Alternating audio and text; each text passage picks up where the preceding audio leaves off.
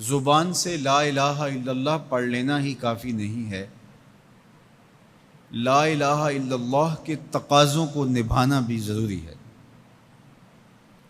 جب ہم یہ کہہ لیتے ہیں کہ ہم نے لا الہ الا اللہ محمد رسول اللہ پڑھ لیا، تو پھر اس کا مطلب یہ ہے کہ ہم دائرہ دین میں داخل ہوئے، اب ہماری اپنی خواہشات، آرزوئیں اور تمنائیں نہیں رہیں گی، دین جو ہمیں تلقین کرے گا وہی ہمارا طرز زندگی ہوگا۔ اگر کوئی شخص اللہ اور اس کے رسول کو مانتا ہے لیکن اللہ اور اس کے رسول کی نہیں مانتا، تو پھر اس نے ماننے کا حق ہی ادا نہیں کیا۔ اس لیے شریعت بیضا ہم سے اس بات کی متقاضی ہے کہ ہم اللہ اور اس کے رسول کی ہر بات کو مانیں، اور جو ان کی طرف سے ہمیں نظم زندگی اختیار کرنے کی تلقین کی گئی ہے وہ ہم اختیار کریں۔ آج SOPs کا تذکرہ ہے۔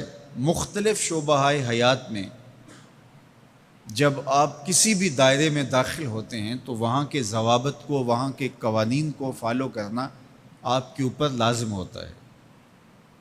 آپ شہری ہیں پاکستان کے، لیکن آپ کو کسی ملک میں سفر کرنا ہوتا ہے، تو جتنی دیر تک آپ وہاں رہتے ہیں تو آپ کو قوانین ان کے فالو کرنے ہوتے ہیں، ان کے ضوابط کے مطابق آپ کو وقت گزارنا ہوتا ہے۔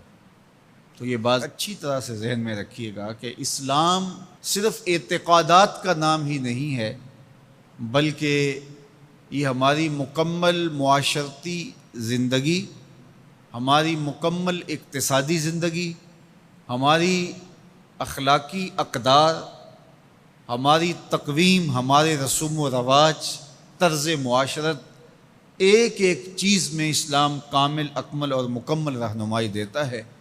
تو جب ہم ایمان کی دولت سے مالا مال ہو گئے تو پھر اسلام کے دیے ہوئے ضابطے کو ہمیں حرف بحرف پورا کرنا پڑے گا۔ تو جو شخص اسلام کے دیے گئے اصول و ضوابط کے مطابق زندگی گزارتا ہے اور صالح اعمال اس کی زندگی کا شعار بن جاتا ہے، تو پھر اللہ اس کو صلہ کیا دیتا ہے؟ ایک تو آخرت کا اجر ہے جو اس کو عطا کیا جائے گا، وہ تو ہے ہی ہے، لیکن اس دنیا کی زندگی میں بھی اللہ جل شانہ اس کو جزا کی صورت میں صالح، پاکیزہ، ستھری، مطمئن زندگی عطا کرتا ہے۔ اللہ اس کے لیے رزق حلال کے اسباب پیدا کر دیتا ہے۔ دیکھیے، جو میری اور آپ کی قسمت میں لکھا ہے، ہمارا جو مقسوم ہے، وہ ہمیں مل کے رہے گا۔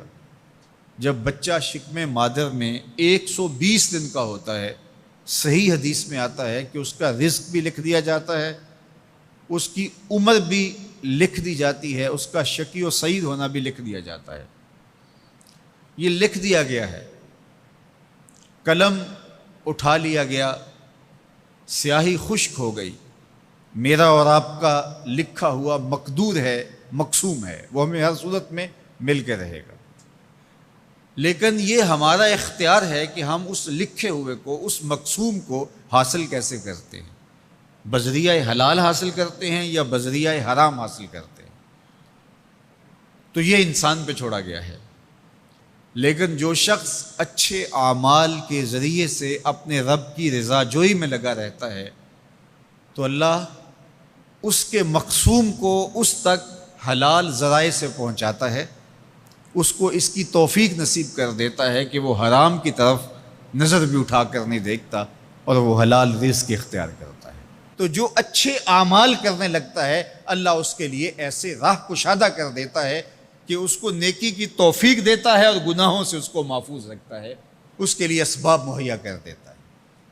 اللہ کے محبوب علیہ السلام نے ارشاد فرمایا، اذا اراد اللہ بعبد خیرا اصلہ، جب اللہ کسی شخص کی بھلائی کا ارادہ کرتا ہے تو اس کو شہد کی طرح میٹھا اور مرغوب بنا دیتا ہے۔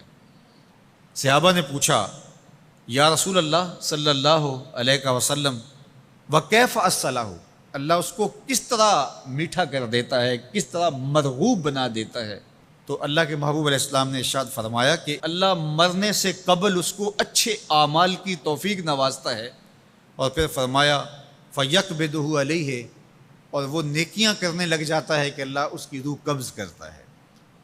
تو جو نیک اعمال کرتا ہے اللہ اس کے لیے پھر آسانیاں مزید پیدا کر دیتا ہے۔ تو یہ صلہ ہے صالح اعمال بجا لانے کا۔